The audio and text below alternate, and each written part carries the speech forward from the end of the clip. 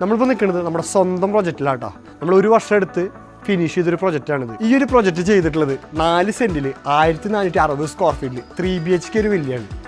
നമുക്ക് കയറി വരുമ്പോൾ തന്നെ നമുക്കൊരു ലിവിങ് ഏരിയ ആണ്.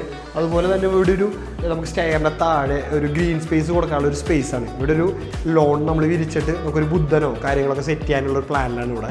പിന്നെ നമുക്കൊരു ഡൈനിങ് ഏരിയ ആണ് ഇവിടെ നമുക്ക് കൊടുത്തിട്ടുള്ളത്.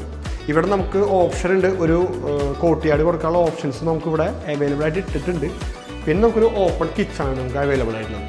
ഓപ്പൺ കിച്ചണിൽ നമുക്ക് അലുമിനിയം ഫാബ്രിക്കേഷനിലാണ് നമ്മൾ വാൾഡ്രോബ്സ് കാര്യങ്ങൾ ഇവിടെ നമ്മൾ കൊടുത്തിട്ടുള്ളത്.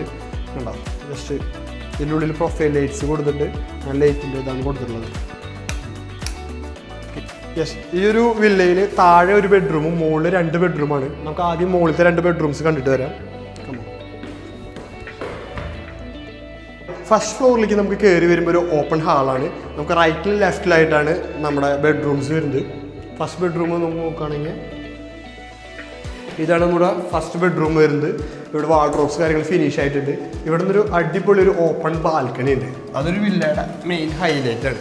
ഇത് നമ്മൾ അൽജീരിയയിലാണ് നമ്മളിത് ചെയ്തിട്ടുള്ളത്. ഇതൊരു ബഡ്ജറ്റ് ഫുൾ വില്ലയാണെങ്കിലും ഇതിൻ്റെ ബാത്റൂം എടുത്ത് പറയേണ്ട കാര്യമാണ്. ശരിക്കും വെറ്റ് ഏരിയയും ഡ്രൈ ഏരിയയും കോൺസെപ്റ്റ് വരെ ഇതിൽ നമ്മൾ ക്രിയേറ്റ് ചെയ്തിട്ടുണ്ട്.